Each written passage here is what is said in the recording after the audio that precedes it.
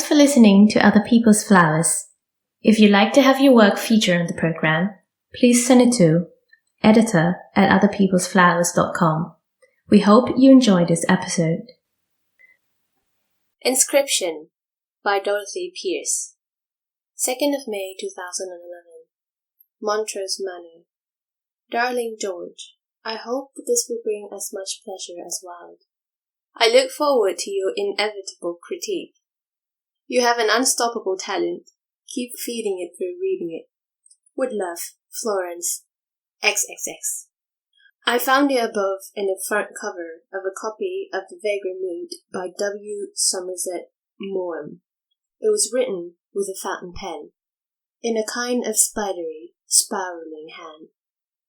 As limited as my powers of graphology were, I could deduce that either the author was dyslexic or not one for writing.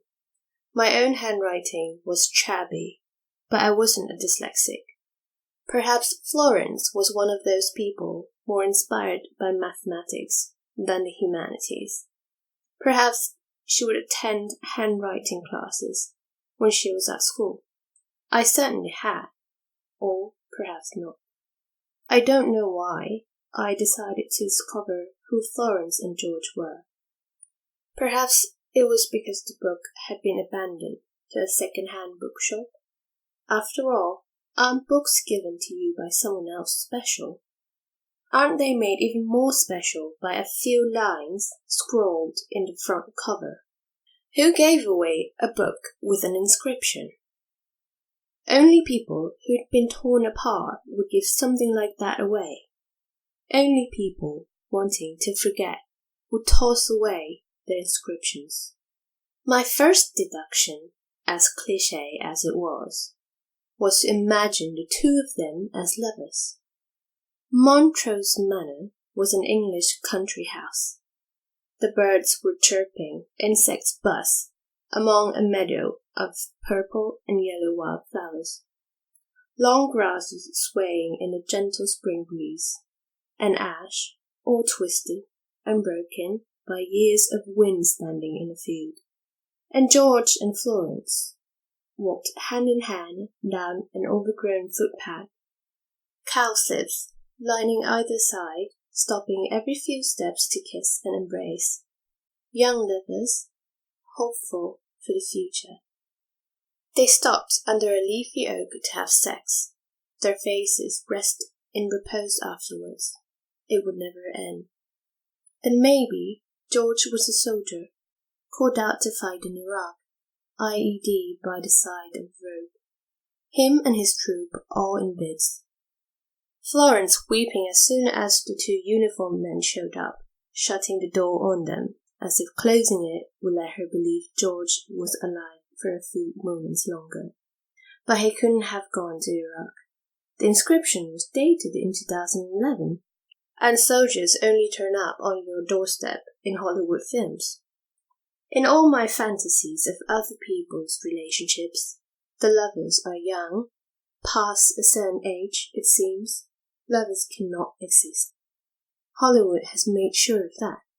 I only want young love, youthful passion, not old love, not what might be true love. I'm only interested in the possibility of loss, of youthful dreams and illusions being shattered. I was wandering the melancholic streets of Bloomsbury a lot when imagining Florence and George. If my death in Iraq story was true, I assumed George's broken mother had walked the same streets carrying a box of her son's old books to donate to the charity store. The roads in and around Bloomsbury provide little oases of peace in the chaos.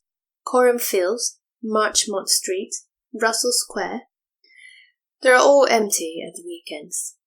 And with a glisten of rain on the pavements, there's no better place to walk and to remember. Mostly, I remember my own broken relationships when walking through there. Cafes in which a girl told me it wasn't working. An HSBC bank outside of which, on an icy January day, Leonora told me she loved me, only to be let down. I seemed to let them all down. But my initial dream of Florence and George was too easy, too fake, too film-like. I wanted to hold reality. Enough of fictions and delusion. It was a lonely time for me. I needed something real to cling to. My first investigation was to look up Montrose Manor on the internet. My discovery was not what I anticipated at all. I was expecting to find an address on Google Maps for some old manor house in Gloucestershire, to Shropshire, or somewhere equally idyllic like that. Hops growing by the side of the road, getting on the donkey and trapped at the weekend. Memories of my early childhood, really. Instead, the first and only listing I can find was for a Montrose Manor in Cape Town. It was a recovery clinic for people with eating disorders. They also treated alcohol and drug addiction. Apparently, it was world-renowned. If you had the money, you might send your son or your daughter there to be patched up, ready to face the madness and insanity of modernity again. Florence must have been anorexic or bulimic. My prejudice wouldn't allow her to be obese. So this book was sent from inside the walls of the clinic. Had someone visited her and given it to her, and she had passed it along? She must have taken it along with her from England, so she could read it before sending it to her beloved. Each day she would wake early, the South African sunlight beaming through her window. The sterile room made her feel nauseous. The plain white walls, the cold aluminum desk, the long worn linoleum floor, the way the starched sheets scraped against her cheeks as she slept. But she was doing it all for George, she told herself. Once she started to put some weight on again, he would love her again. And he did love her. He always had. He had stood by her when her weight had sunk to dangerous levels. He had accompanied her. He had accompanied her to the bathroom after each meal to make sure she wasn't putting her fingers down her throat. He would always be there for her. It was only her parents that doubted they had loved each other forever. The other patients shared their worlds while biting nails and rocking back and forth on their chairs. But not her. She was loved. She loved. She knew that. She knew what it was like to have someone truly care about you. After reading The Vagrant Mood, she sat down on her hard stool and wrote a short letter to George to put in the post along with the inscribed book. She sent it and dreamed of her George. George was waiting for her. George was not waiting for her. George longed for her return. George was pleased to be rid of her. George cherished the Vagrant Mood like he had cherished nothing before. George took a copy of the Vagrant Mood to a charity shop to expiate all memories of sick, broken Florence. In the morning, after she had written the letter and packed up the book to be sent, she received a phone call. They were allowed one a week. By week 4 of her 6-week program, she had received only 2. One from her mother and one from her best friend Kate. It was strange George had not rung, but then he probably didn't know what to say. Their love could not be expressed in words. She followed an orderly down the corridor to the phone booth and took the phone in her hand. The orderly stood a few meters away, staring at the wall. "Hello? Florence? Kate? How are you?" Fine. You sound confused." "No, I'm fine. I just thought for a second it would be George calling." "Well, I am calling about George.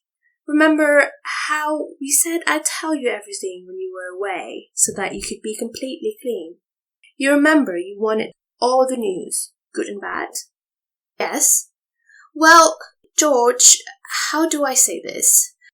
George has started seeing someone else. That girl, Caroline, remember? But Florence had already dropped the phone. The news would cause her to relapse and have to spend an additional 12 weeks in Montrose. by which time she would have long forgotten George. Then one rainy day in May, she would be digging through her old possessions, and she would come across the package book, remembering what it was. She took it to a charity shop and dropped it off, letter and all, and she could forget George and her darker days. This is all invention. Montrose could just as easily be a house in the countryside. Admittedly, I only went to page 2 of the search results. Perhaps there was more truth in the subsequent lines. George was clearly some kind of aspiring critic. He had read the Oscar Wilde Florence had sent him and offered his professional opinion. Now, he would return his critical gaze to Somerset Maugham, who would no doubt become his victim. George was one of those tiresome people who picks holes in everything. At the beginning of his and Florence's relationship, she had given him her favorite novel, A Picture of Dorian Gray, to read, and he would critiqued it. He told her that he didn't like Wilde, that he was too boring, too predictable. George was somewhat pompous in his critiques, and he imagined he was a man of significant intelligence. Or not! Or Florence was just so enamored, she failed to see through his pretentiousness. George had decided his life was to be spent in books. After completing his undergraduate degree in English, getting a first, of course, he immediately set about doing a master's. He was studying at UCL and hoped to complete his PhD at Oxford. He and Florence had met one summer day in Lincoln's Inn Fields, while he was reading Middlemarch. She bounced over to him and sat next to him on the cold stone bench. "George Eliot, how is it?" Terrified of women, gagged by his own fervent romanticism, George failed to respond. Florence did not seem put out, and chatted idly about her experience reading Mill on the Floss. It's meant to be a part of growing up if you're a woman. You read Mill on the Floss, and it changes you somehow. Makes you understand life. It didn't help me. No one reads George Eliot anymore. And George was in love. Here was a girl who understood the true value of literature, of criticism. They kissed under a horse chestnut the following week. It was raining. The waxy leaves shone in the fading summer. The sounds of wheels splashing across the grey streets surrounded them. But in each other's arm, George felt nothing but relief. The sky turned violet as the sun descended behind the rain clouds, and they sat on a bench not caring about the rain on the coming night. But he wasn't sure if he loved Florence or Montrose more. The first time he had seen the manor house emerging like a vision of the twisting driveway, oak trees lining the final stretch, and that lone ash of the western field. He had imagined he had just stepped into Bryce Head Revisited. The house was a monster. Grey stone, sash windows, enormous grounds, art on the walls, a walled garden dripping with gooseberries, raspberries, blueberries, boysenberries, blackcurrants, redcurrants, every wild berry.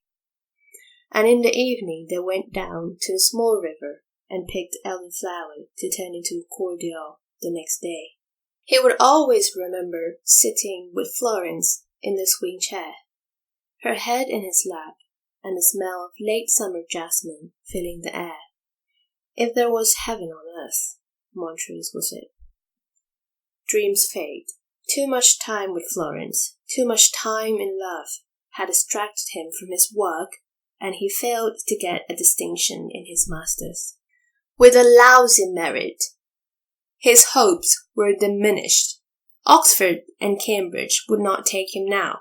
UCL were reluctant. There was hardly any funding for the humanities anyway, and it certainly wouldn't be given to students who only got merits. America was his only hope. Forgetting Florence, he threw himself back into his work. He didn't miss her. He told himself while reading Bards, nothing but a playing out of the lovers' discourse. It ended on a February morning. He was in his poxy shared flat in Dalston, reading about trigonometry while preparing to take the GRE. Why Americans insisted on standardized testing, he didn't know. The doorbell rang, and he ignored it. But momentarily, his door cracked open, and Florence was at the door. She looked sleepless. "George, darling," she said, and sat down on his bed. They never called each other darling. It was a hideous way to express affection, and she knew it would annoy him. "Florence, I haven't seen you in a while." "It's not been all that long. 3 weeks is a long time when you're in a relationship with someone." "Perhaps." "I came to say goodbye." "I know." She came over to the desk and touched her hand on his shoulder.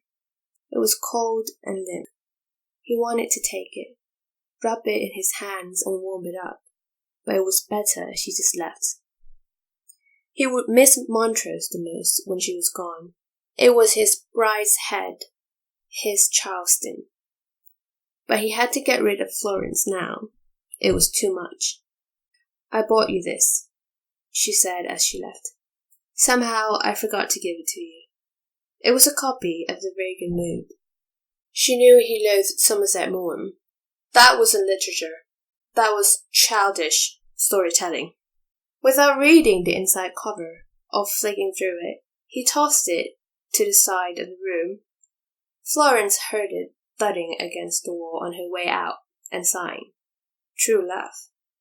6 months later, accepted into SUNY in Buffalo, he found The Reagan Mood while he was emptying his room. It had fallen down the side of his bed. The cover was slightly creased. Dust was on the pages. The only books he was taking with him were in a single box. He couldn't take it. He didn't want to take it. Reminders of Florence and Montrose just made him queasy. He left it for one of his housemates, who, not being a reader, quickly dropped it off at a charity shop. 4 years later, with 3 to go to get his PhD, George was lonely and cold in upstate New York, dreaming of happier and easier days in England with Florence. On Facebook, he had seen she had got engaged. There was a picture of her with her fiancé in front of Montrose. The diamond glowed on her finger. She was smiling, head tossed slightly back. She seemed happy. He was glad, but also regretful. There was more to life than English literature, it seemed. But the copy of The Reagan Mood I had bought did not have a creased cover, or dust on the pages. In fact, it looked unread, like the only page that had been open was the front cover. There were some very pale marks on the white cover, but those could just as easily have been put there by me. In fact, most of the damage could simply have been there by my endless handling of the book. I hadn't even read it yet. Perhaps I was the first person to open the cover. Perhaps the book had never been given to George. Perhaps Florence just wrote it to make herself feel better about not being loved. I was unloved at the time of my investigation. I was often unloved. No doubt my state was what prompted me to find out about Florence and George. Could there be happy lovers in the world? I had just ended things with Leonora in January bitterness outside an HSBC in Clerkenwell. And every time I thought of her, a vacuum opened somewhere inside and threatened to suck me in. We had gone out for supper, as we always did on Wednesday, and she had been telling me about her university work. She was writing an essay about Renaissance and modern technology. Would the world be what it is today without the efforts of the greats? To me, the answer seemed childishly simple. I thought Da Vinci was not the most important figure in the Renaissance, but everyone else in the seminar obviously argued that he was. I think the world was more influenced by Machiavelli and the Medici's done by Da Vinci. We need to talk. Okay. We stopped in the street.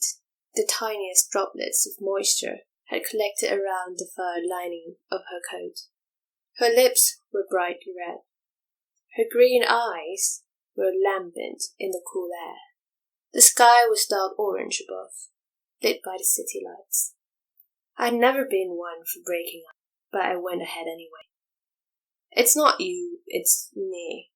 What? I like you. I like you a lot, but we're not in love with each other. Aren't we? I shook my head. She tried to kiss me, her lips brushing mine before I pulled back. I wanted to kiss her. Oh, how I wanted to kiss her. But alas, our time was over. I'm sorry, I muttered. It's okay, I understand. She turned away.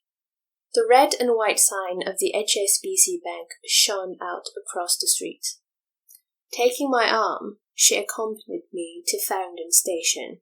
My last memory of her was of her slipping her hand out from my arm, tapping her oyster on the yellow reader, and disappearing down the Hammersmith and City line. I went into the Metropolitan line, and that was that.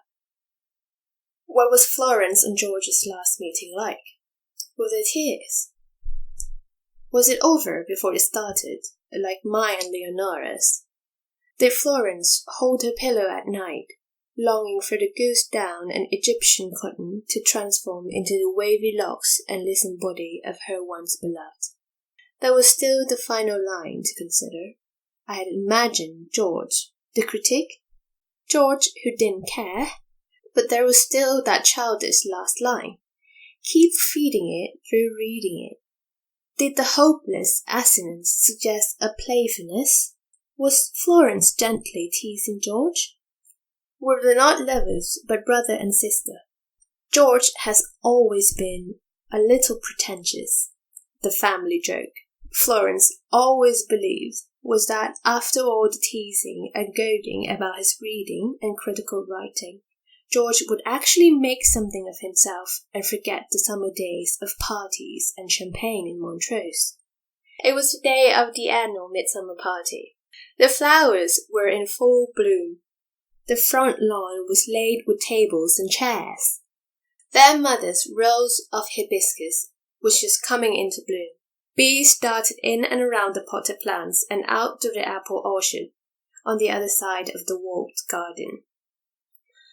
On the other side of the walled garden, George was sitting in the Adirondack, book in hand, face shadowed by a Panama hat. "What are you reading?" asked Florence. Without taking his eyes off the page, he lifted the book to show to her. The Razor's Edge by Somerset Maugham. Florence had not read it. She read little.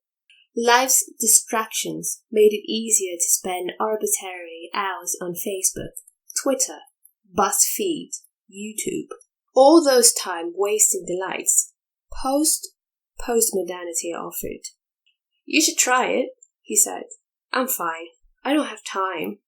Are you looking forward to the party?" George nodded. "You don't like parties, do you?" George shook his head. "You must be the only person in the world who doesn't like parties." "Perhaps." He folded the book shut and put it on his lap. "What do you like, George?" "I like books. I like silence. And I like my family." You seriously need a girlfriend." "Perhaps." "I'm going to find you one tonight." The girl Florence had in mind for George was a shy, redhead Margaret, or Maggie, who had recently moved down to Montrose from London. Her father was an enormous, boisterous man, while her mother was stick-thin, shy and discerning, just like her daughter. Once introduced, George found her vaguely attractive. 3 or 4 more drinks later, and they were under the sycamore round the back of the house, and George had her up against the tree, and he found he quite enjoyed kissing her. Other couples were dotted sporadically around the house and gardens, and George struggled to find someone to have sex with her. Eventually he settled on a newly ploughed field, the furrows in the mud offering some comfort. They saw each other a few times afterwards, but mostly he just found her tedious. She was needy, dependent, uninspiring, and didn't like the amount of time he spent reading. Florence was delighted, of course, but she soon lost interest and returned to pursuing her own doomed loves. In early September, just before the leaves began to fall and Montrose became a yellow and auburn daydream, George returned to university after breaking poor Maggie's heart. Florence sent him the vagrant mood, laughing to herself as she wrote the last line of the inscription. He had bored her earlier with his interpretation of Oscar Wilde, and she knew the subtle dig would rile him.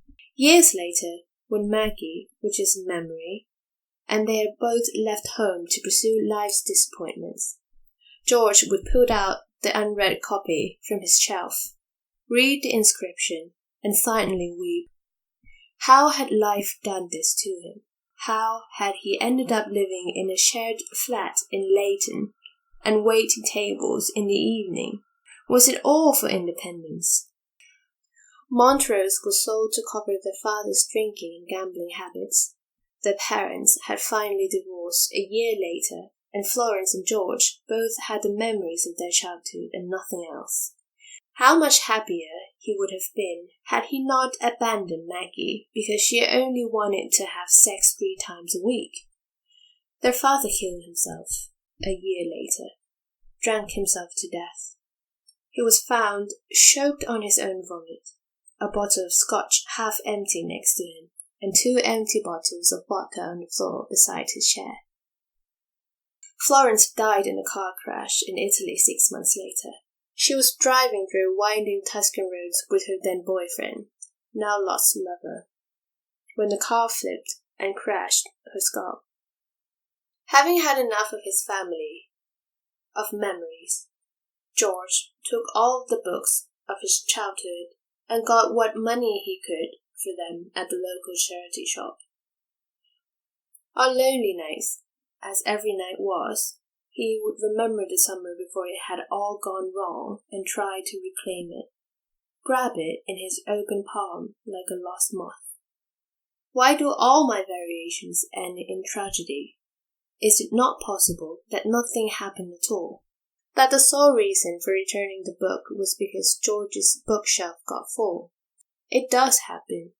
Maybe I just wanted it to end in tragedy because it made the story more interesting. Maybe Montrose was the house George and Florence still lived in.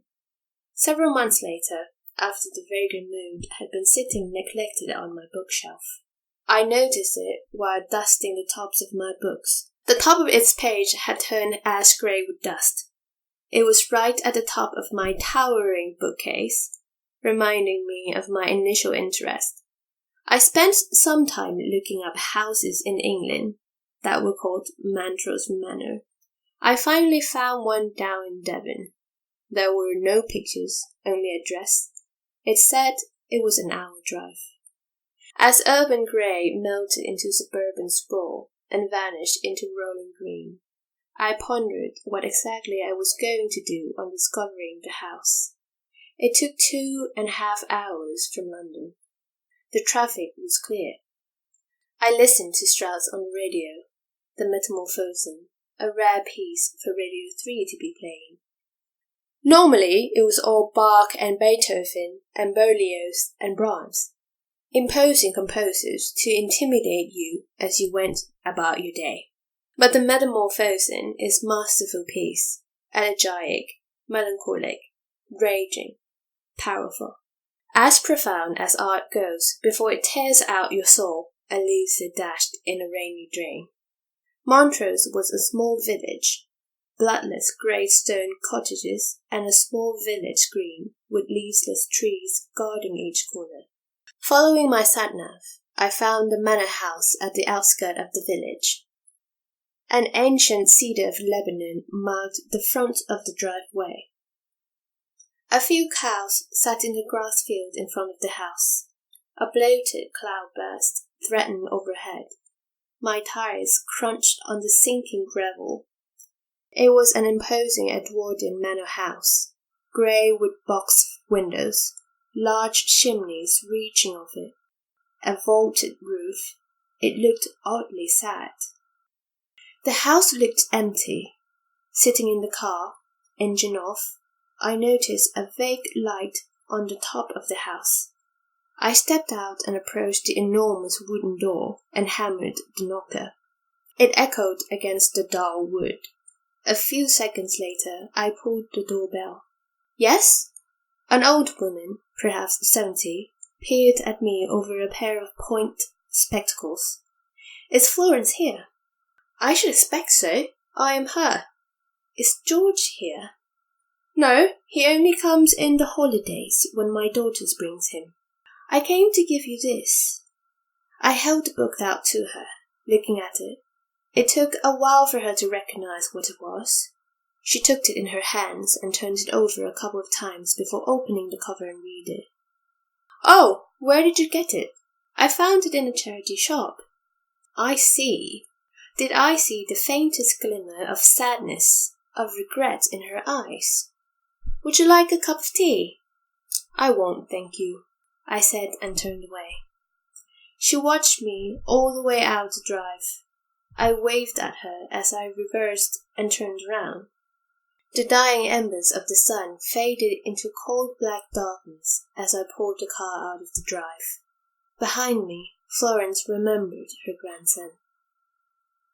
Other People's Flowers was produced by Hugo Gibson, Chris Camon-Vutitam, and Hamish Adam Cans.